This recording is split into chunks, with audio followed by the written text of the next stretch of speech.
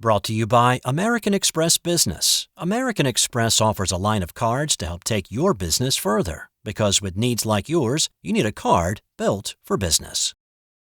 President Biden calls on New York Governor Andrew Cuomo to resign after sexual harassment report. By Michael R. Sisak and Marina Villeneuve, Associated Press. New York Governor Andrew Cuomo faced mounting pressure Tuesday to resign, including from President Joe Biden and other one-time Democratic allies, after an investigation found he sexually harassed nearly a dozen women and worked to retaliate against one of his accusers. "I think he should resign," Biden told reporters Tuesday, echoing House Speaker Nancy Pelosi and New York's U.S. Senators Chuck Schumer and Kirsten Gillibrand, all Democrats.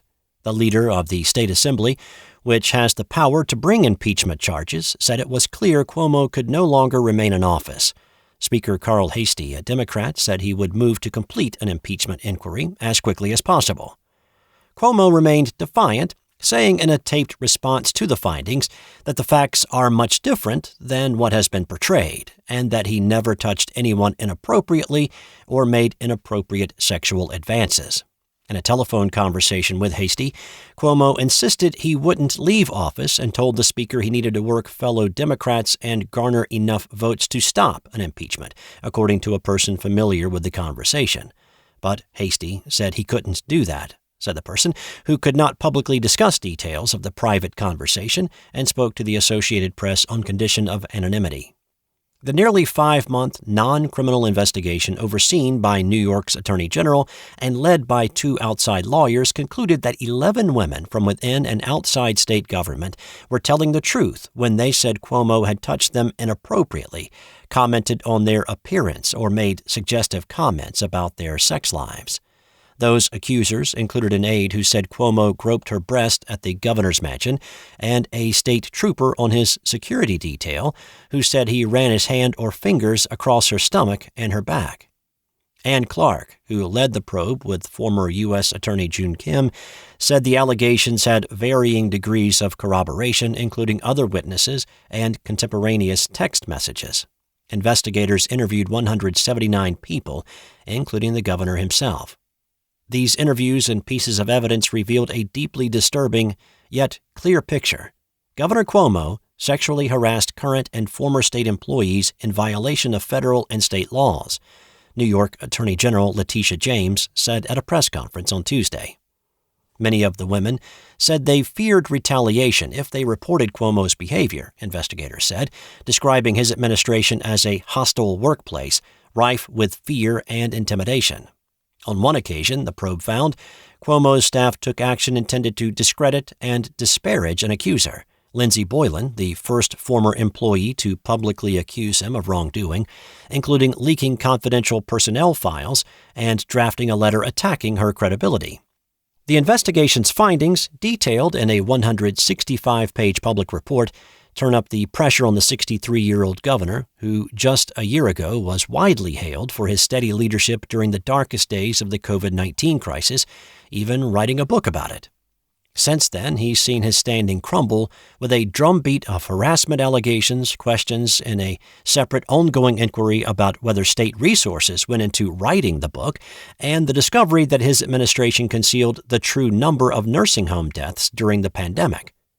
Schumer and Gillibrand said Tuesday's report only reinforces the calls they and other New York Democrats made for Cuomo to resign after the bulk of the allegations were made public last winter. No elected official is above the law. The people of New York deserve better leadership in the governor's office. We continue to believe that the governor should resign, they said in a joint statement.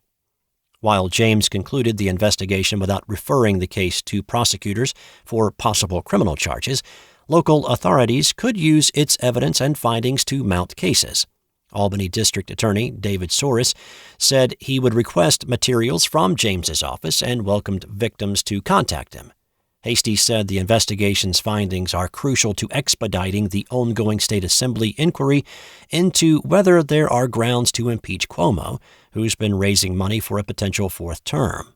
The assembly hired its own legal team to investigate myriad allegations regarding harassment, his book, nursing homes, and special access to COVID-19 testing. In his taped response, Cuomo apologized to two accusers, Charlotte Bennett, who said the governor asked if she was open to sex with an older man after she confided she had been a sexual assault victim, and a woman he kissed at a wedding. Cuomo said he was hiring an expert to reform sexual harassment training for state employees, including the governor. But he denied other allegations as fabricated and lashed out at the investigative process, saying it was fueled by politics and bias. He explained that he's physically embraced people his whole life, that his mother and father, former Governor Mario Cuomo, had done the same, and that the gesture was meant to convey warmth. Cuomo's lawyer issued a written rebuttal to the investigation's findings, arguing in most cases that serious allegations like the alleged groping didn't happen, or that his actions were misconstrued. For those who are using this moment to score political points or seek publicity or personal gain, I say they actually discredit the legitimate sexual harassment victims that the law was designed to protect, Cuomo said. Bennett called the governor's apology meaningless. If he were sorry, he would step down. That's how accountability works, she told the AP. I don't believe he will resign. I think it's the Speaker's job now to begin impeachment proceedings. The report detailed for the first time the allegations involving the state trooper. It said that in addition to touching her, Cuomo kissed her on the cheek, asked for her help in finding a girlfriend, and asked why she didn't wear a dress. The report also included an allegation from a woman working for an energy company who said Cuomo touched her chest at an event, running his fingers across the lettering on her shirt and reading the name of her company aloud. According to the report, he then leaned in and told her, "I'm going to say I see a spider on your shoulder," before brushing his hand between her shoulder and breasts. These brave women stepped forward to speak truth to power, and in doing so, they expressed faith in the belief that although the governor may be powerful, the truth is even more so, Kim told reporters. Cuomo faced multiple allegations, starting with Boylan, who said Cuomo kissed her on the lips after a meeting in his office and would go out of his way to touch me on my lower back, arms, and legs. After Boylan went public, Cuomo's staff released personnel memos to the media revealing that she left the administration after being confronted about complaints she belittled and yelled at her staff. Boylan has said the leak was an effort to smear me. In an 11-hour interview with investigators last month, Cuomo admitted to certain behaviors while denying other allegations, investigators said. For example, Clark said he conceded asking Bennett whether she had been involved with older men and said he may have kissed the state trooper at an event but denied touching her. Asked about an allegation that he grabbed a woman's breast at the executive mansion, according to the report, Cuomo responded, "I would have to lose my mind to do such a thing to a woman he hardly knew, with multiple staff members around." Cuomo always denied inappropriate touching, but he initially said he was sorry if his behavior with women was misinterpreted as unwanted flirtation. He got more combative in recent months, saying he did nothing wrong and questioning the neutrality of the lawyers leading the probe. Kim was involved in previous investigations of corruption by people in Cuomo's administration. New York state regulations define sexual harassment to include unwelcome conduct of a sexual nature, from unwanted flirtation to sexual jokes. That creates an offensive work environment, regardless of a perpetrator's intent.